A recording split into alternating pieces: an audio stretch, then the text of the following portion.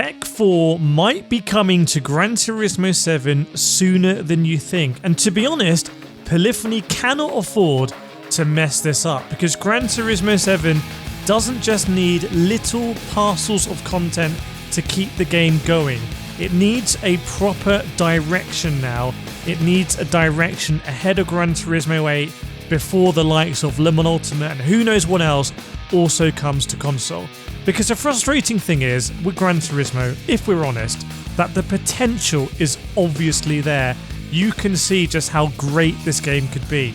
But every time Polyphony adds something new, people ask the same question. What about the stuff that actually matters? What about the stuff that would make Gran Turismo 7 feel complete, more rewarding, more replayable, more recommendable as well?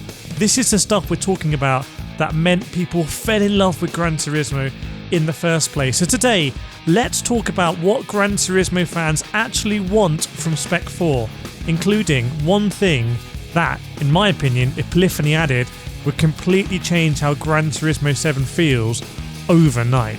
Right, the first section, classic fictional tracks, no-brainer. Let me know in the comments if you agree. We're talking about Seattle, we're talking about Autumn Ring, we're talking about Costa di Amalfi. Do you remember these legendary tracks, the emotions they made you feel?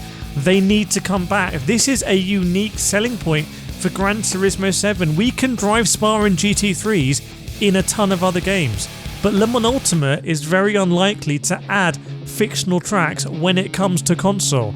This is Gran Turismo 7's trump card.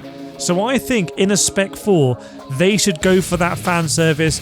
They should bring back those classic fictional tracks. And I think if it was going to be a paid DLC, I think a lot of us would be happy to pay for that as well. We want those tracks back in Gran Turismo 7. Now, I know what a lot of you are saying in the comments. You don't want the fictional tracks. You want Silverstone. You want Sebring. You want Indy. You want Twin Ring Motegi. You want Albert Park. You want Bahrain. You want Zandvoort, Road America, Mosport, Sonoma, Imola, Hockenheim, Paul Ricard. Who the hell wants Paul Ricard? You can get out right now if you want Paul Ricard. Please leave the video. I do not want Paul Ricard in Gran Turismo 7, but I do want Mugello, and I do want Portimão. So the real world tracks as well, they should also come in a Spec 4. Give us a taster. I'm not saying all of those tracks. Give us a taster of what we can expect for Gran Turismo 8 in the future. They did that recently with the Yas Marina and Circuit Sur Villeneuve, and I felt like that added a real fresh direction to the game. So more of that, please, Gran Turismo. Now next, a proper single player career. I'm not talking about extra little events. I'm not talking about some extra conversations in the cafe that no one's ever going to read. I'm talking about a real campaign structure with stronger progression. I'm not even talking about what they did in the Power Pack. That was a loose series of events connected by a menu system. I'm talking about actual structure, earning credits in a campaign way, upgrading your cars, maybe some B-Spec elements as well, you know, attracting sponsors, having an inbox, feeling your reputation as a driver going. A lot of the stuff that I've been really privileged and lucky to experience as a Gran Turismo YouTuber and growing my reputation and bringing you all on the journey, I feel like they should bring that in the game for everyone so we can all experience that in the game. Now, I'm not going to exclude better championships either. I think they need to work on this. Proper Group 1, Group 2 Formula Championships and a championship configurator where you can kind of like save events and share events seems to me to be a relatively low effort way of actually adding replayability to Gran Turismo 7. And I think this is important from an archiving perspective.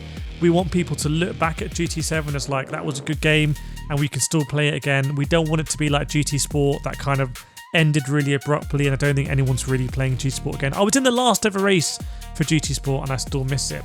Speaking of GT Sport, I'm so good at the segues, right? Make sure you like this video, make sure to leave a comment, make sure to subscribe and hype the video if you enjoy it and want to see more of these. Sport mode penalty system. Come on, it's been about 10 years we've had the sport mode penalty system, and we need it to improve now in this day and age. We all have chat AI, GP Gemini, Sora, whatever the latest thing is there that all of the people are hyping about and they write all their tweets about in AI and I don't read them. all that's happening. So we need that to filter back into a sport mode penalty system. There surely needs to be a better way. Surely we can now deal with rammers properly. This is a promised land. Let the rammers ram each other. Let them being in ramming lobbies. Do an SRR for rammers. But if you ram in daily races, you should not be in the DRA or A+ lobbies, in my opinion. So that should also come in a Spec 4, or could be a direction they could do in a Spec 4, I should say. Now, I know so many of you have probably commented this on the video already, even before we got to this point, or you've been thinking it. I'm going to say it now, the 2 words, say them with me: VR Update 2.0, Audio Race Engineer for VR, updating the HUD, toggling the HUD on and off. I've got all the ideas here. Polyphony, come on, just do it. At least add that one button for HUD on and off, or give us the audio engineer. This is going to be the future of sim racing.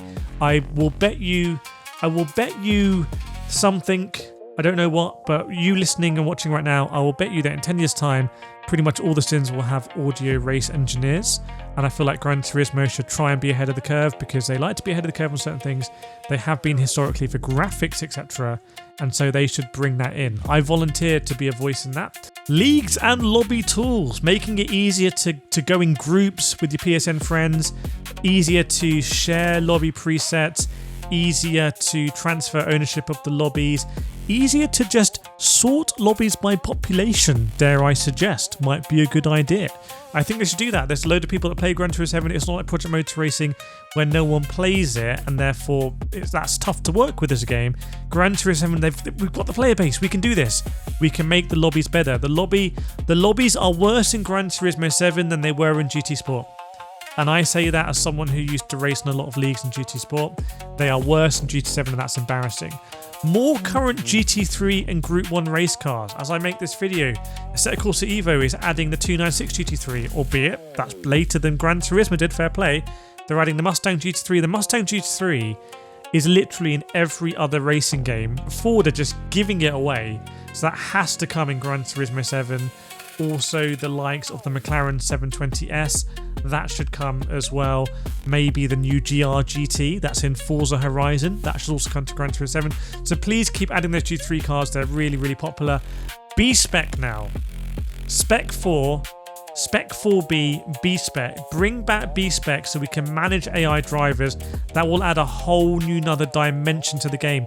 Even iRacing Arcade has a B-Spec mode, and it adds dimensions to that game that otherwise it simply would not have.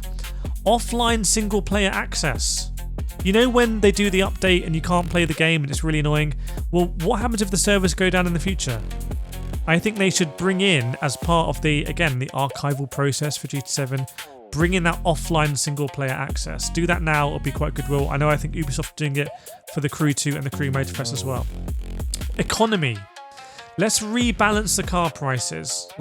Let's sort this out. The McLaren F1 being 20 million, that's a lot of credits. Should it be that much at this point in the game? Maybe it's time to rebalance and allow us to actually acquire some of these cars that we've admired from outside the garage for so long. Now, my next point is a point that I made, I think on the first day I played Gran Turismo 7 on launch, and I made a video about it, and at that time I think a lot of people didn't understand it, but people understand it now. Selling parts. Let us get rid of parts, excess parts and engines and whatnot. Again, revitalize, add some liquidity to the economy. Let us sell parts, that'll be a lot of fun as well. Now, these are long shots, okay? Open world or free drive features. Some kind of open world mode or area somewhere. Even if it's a big car park or something. Give us an area where we can drive with other people. I think that would be really, really cool. And my final thing is more GT7 support instead of rushing GT8.